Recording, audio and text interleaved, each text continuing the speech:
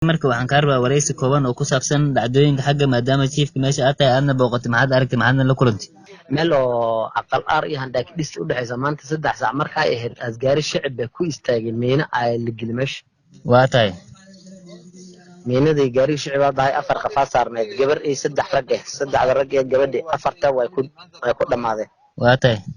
gaarigana waa ku burburay waa tahay meydkaas waxa bani garilay police postas yalla waa tahay ilaa hadda lama duwin laakiin qabriga waa la qoday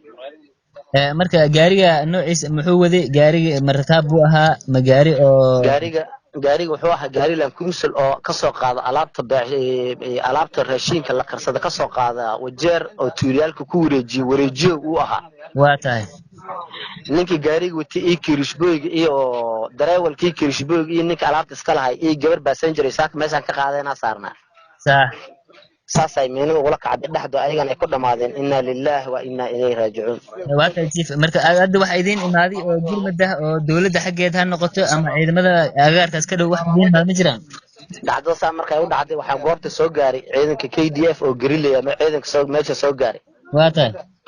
ku daba maqan raadka u baxay ilaa hadda ku daba maqan waa sugayna inay wax ka soo qaban doonaan insha Allah laakiin isla markaa iyada gurmad degdeg waa imaaday marka waxa xaqiiqo hadda la hubaa inay dhinteen 4 ruux daawac inaas jirno 40 kili ay ahaayeen 40 ay dhimasho taan cadeynayna waa tahay chief aad baad u mahadsantahay thank you bro